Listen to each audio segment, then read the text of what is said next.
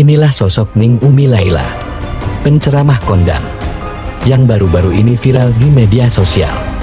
Lantaran ceramah yang beliau bawakan telah menyinggung penyanyi sekaligus sosok yang dikenal sebagai Raja Dangdut Rhoma Irama. Bagaimanakah isi dari ceramah beliau? Berikut ini ulasannya. Orang ingkang gembor-gembor ojo narkoba, ojo gawe sabu-sabu, tapi ternyata secara tidak langsung gak sengaja anake nggih kenek narkoba. Sinten, Bu?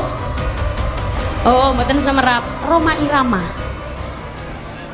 Dulu aku suka padamu, dulu aku memang suka. Astagfirullahaladzim. Dulu aku gila padamu, dulu aku memang gila. Dulu aku suka padamu, dulu aku memang suka. Dulu aku gila padamu, dulu aku memang gila. Sekarang aku tahu kau dapat menghancurkan hidupku. Kok gak enak sih? Gini loh jawabannya. Ngoten nggih? Ayo coba. Sekarang aku tahu kau dapat menghancurkan hidupku. Alah gak enak. Allahumma sholli ala Muhammad. Padahal pangapunten, Rhoma Irama niku lagunya saya Bu, apik. Semua lagunya itu punya makna tersirat. Maksudnya niku ojo mendem, ojo narkoba. Dia bisa menghancurkan hidupmu, tapi ternyata kecolongan. Mendengar berita ini, bagaimanakah tanggapan Haji Rhoma Irama? Berikut ini jawaban beliau. Dicari-cari kelemahan orang, dibicara-bicarakan kelemahan orang, aib orang, dibuka-buka rahasia orang. Ini riba. Mau tahu sanksinya orang berriba? Ayuhibbu ahadakum ayakula lahma akhihi maitan fakarihtumuh. Apakah kamu suka makan daging bangkai saudaramu sendiri? Fakarihtumuh, pasti kamu akan membencinya. Pro dan kontra pun terjadi dengan tanggapan para netizen. Lalu bagaimanakah tanggapan netizen tentang hal ini? Buat para pendukungnya Pak Haji Rhoma Irama, yang sabar ya, tidak usah marah-marah sama Mbak Umi Laila.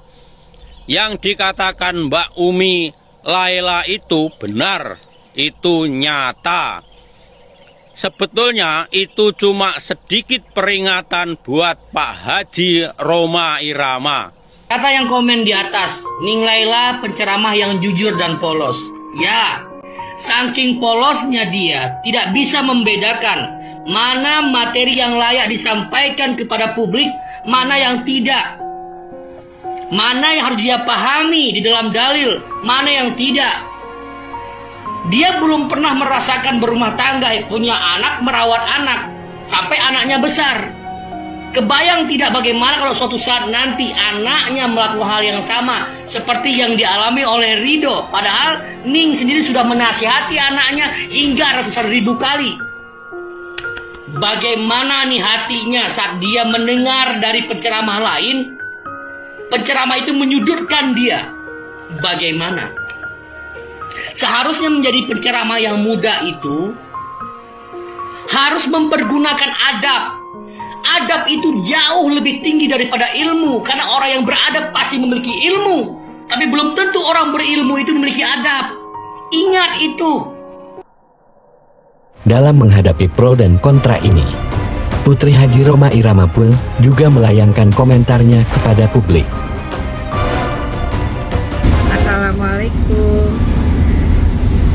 Soal tausiahnya Ustazah Laila yang katanya nyinyir tentang papa saya dan adik saya, jadi banyak penggemarnya papa yang minta saya menanggapi yang sebenarnya sih nggak kepingin saya tanggapi.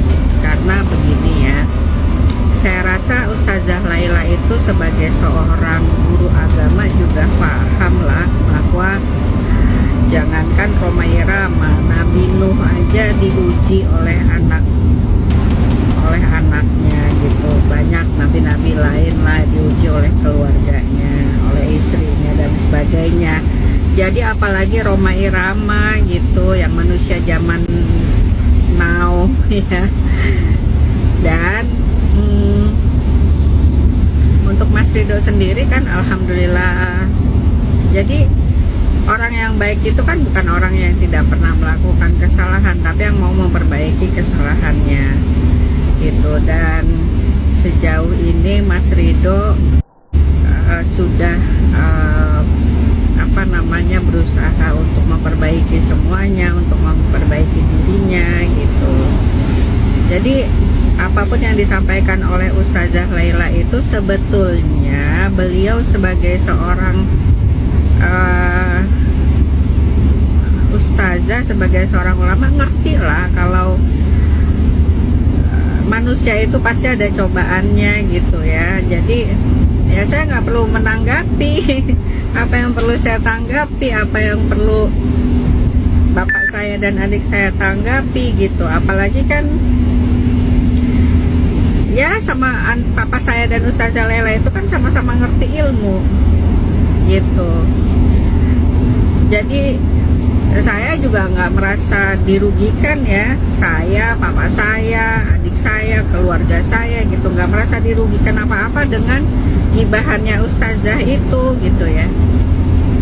Begini loh, orang biasa aja ngegibah itu dosa ya, semua orang ngegibah itu dosanya tuh seperti makan bangkai saudaranya sendiri, apalagi kalau dilakukan oleh seorang ulama yang harusnya menjadi panutan. Ya biarin aja lah masyarakat sendiri yang menilai gitu. Bagaimanakah tanggapan masyarakat Indonesia tentang hal ini? Silahkan berkomentar.